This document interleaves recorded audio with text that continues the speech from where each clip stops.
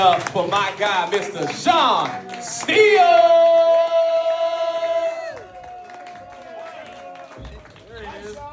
Where the hell did all you people come from? Heaven from heaven, buddy. Oh, Jules, you're here. Great. Oh my God, I always wondered what happened to all those old sets from those Elvis movies. Oh man, this is great. What a crowd. All right, so before we get started, let's just clear this up. Comedy's hard. This is not easy coming up here. I feel that. So last week I did a show. I thought it went really well. I was pretty happy. I came off stage, pumped up. Woman pulled me to the side and said, "Sean, I love you, but that just wasn't that funny." And I was like, "Come on, Mom. You never support any of my endeavors. This is just like skate camp." Oh boy, yeah. I had a rough day. I'm working on a new show, trying to get it together, and I thought all the planning was done, and I found out nobody did anything for it. And I went home, and my mother told me, "Sean, you remember what I told you growing up? If you want something done right, you need to do it yourself." Well, I'm fucked. That's not gonna work. All right, let's get this out of the way. I'm bald. That guy's getting a call, and I'm bald. It's fine. Yeah, I'm at a comedy show. That's what's happening. All right, so I'm bald. I know it. I'm aware. I've been this way since the 80s. But there is an advantage to being bald that you people with hair haven't thought about. None of you guys know. All right, cool. We'll call him back. Oh, he's bald. Look, that explains a lot. So, all right, what's the advantage? I have a way better chance of getting away with murder. This guy knows, right? You know why? I'm not going to leave hair fibers behind at the scene for those CSI guys to find. If I could just figure out what to do with all this semen, I'd be home free. It's gross. All right, I recently hit a milestone, everybody. I turned 50. Settle down, it was 6 years ago. Oh my God. Yeah, a lot of shit happens when you turn 50. None of it's good. I like to look on the bright side of things, but my eyesight's not what it used to be. My back goes out more than I do. And yeah, more importantly, my metabolism hasn't so much slowed down as it quit, retired, and moved to New Mexico. Okay. New America. My bad. Yeah. My bad. Yeah, I travel a lot. I travel a lot. This guy knows. And I was over in Pensacola. If you're not familiar, that's over on the Gulf of Trump. But it's great to be back here on the Mar-a-Lago Ocean side of the state. Love it. All right, that didn't go so bad. So, being 50, I grew up in the 80s. Anyone else grew up in the 80s? Anyone else know about the 80s? Because this is going to get real boring if you didn't. All right. Cool, a little bit. Thanks, Wheezy. I'm an artist. All right, so as an 80s kid, we did not have the best role models. Let's be fair. How did we learn about dating, how to treat women? Bill Cosby. He's doing 10 to 20 for that advice now. All right, how to drink in moderation? David Hasselhoff. Not good. How to behave in a movie theater with another person? Sheryl Crow. That's a thinker. How to behave in a movie theater by yourself? Pee Wee Herman. Yeah, see, we didn't know shit. All right, middle of the 80s, they changed the formula for Coke out of nowhere, and it wasn't as good. Coincidentally, around the same time, they changed the formula for Coca-Cola, and that shit wasn't as good either. Middle of the 80s, another crazy thing happened. They put the first teacher into space. And they let us go out and watch it, because in Florida, you could see the shuttles when they got launched, right? Big deal, teacher in space. It wasn't a long trip. I can't sugarcoat it, the thing blew up right in front of us. That's not the right thing to laugh at. Anyway, all right, we got a sick person back there laughing at people blowing up in space. But anyway, the point is, there was no grief counseling. Nobody checked to see how the kids were doing, having just watched this horrific event in front of us. They just threw us right back into class. Again. With our teachers. Here's the part you're supposed to laugh. Those of us who still had teachers. Oh. There we go. You guys get it. You're good. All right. Do you remember the anti-drug slogan from the 1980s? This was a real winner. No, not dare. That's old. That's you younger kids. Just to say no. There you go. Problem solved, right? Addiction's over. We're all good. I wish that shit worked because, you know, if you could just will things into being like that, I would have told my hair, just don't fall out. Doesn't fucking work. All right. So, as an 80s kid, I went on one of these college trips. Anyone ever do this before you go to college? You want to visit schools, you go and check them out? Well, I really wanted to go to New York University, NYU. This was my dream. NYU is not as hot on the idea. I got on the wait list. Haven't heard anything. Maybe this week. Keep checking the mailbox. All right.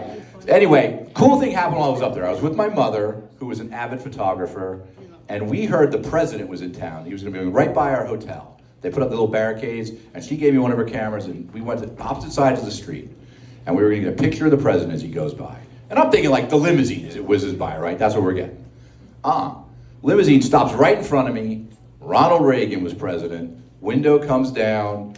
He leans out, does a little presidential wave. You know the thing, right? I'm getting ready to take the picture. My mother, at this very moment, decides what she's going to do is start yelling, "Take the shot! Take the shot! You got him! You got him!" I'm like,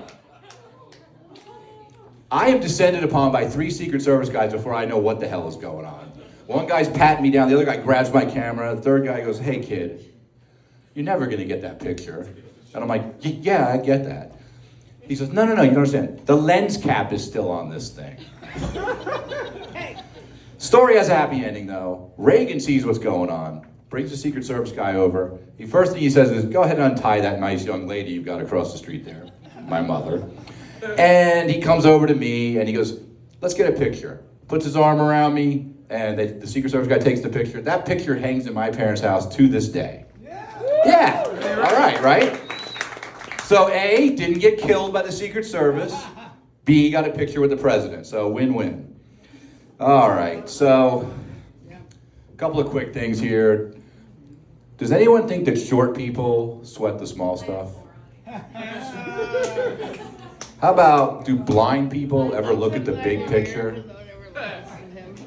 Wheezy, Jules is glad you're here. We can move on now. Do illiterate people read the room? All right, one more. These are stupid. Do people in prison ever think outside the box? How about lesbians? Oh God, that's dumb. All right, this is why we all came. I know a lot of you want to hear my insights on Back to the Future, that great movie from the 1980s, right? Everyone came for that? Right, there we go. I love Back to the Future because it's one of those movies that Hollywood can't mess up with a remake where they change it into a woman in the man's role or make it more diverse, because only a dumb white guy can be Marty McFly. The movie doesn't work any other way. I'll give you an example. Will Smith as Marty McFly. Great actor, very funny guy. Movie's gonna be 10 minutes long. He's gonna go to Doc Brown's house. Doc's gonna show him the time machine, the DeLorean, explain how everything works. And Will's gonna be like, "Cool, where do you wanna go?" And Doc's gonna go, "To the 50s, Marty." And Will's gonna be like, "You know what, I'll just stay here. I think you'll have a better time there than I will." Roll credits. Obviously you can't have a woman in the role, right, Diamond? You know why. How the hell is she gonna get the car up to 88 miles an hour before crashing it? Wheezy likes that one. The women don't seem to be on board. All I'm saying is women are shitty drivers. That's it. It's no big deal. It's nothing offensive.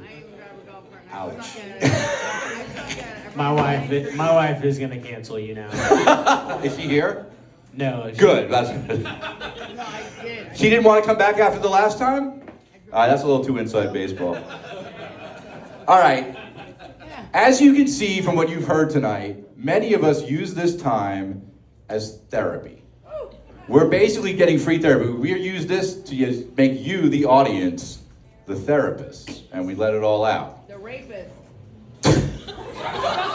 Way to take a dark turn there, Jules. Oh my God, this is a terrible idea. And you can say, Jules has set me up. Why? Because you know why? I'm not taking life advice from Jules. That's a terrible idea. Therapy should make you feel better about yourself, the choices you've made, and the world around you. Comedy does none of that. Comedy will make you feel terrible about yourself, regret every single choice you've ever made, and it'll teach you that the world is a cold, cruel-hearted bitch who just won't get into your insights about Back to the Future. Yeah. Louise. Does, what do you think amputees do if something costs an arm and a leg? I'll tell you what, they can't afford it. Louise. Should we go into religion? Nah, that's a bad idea.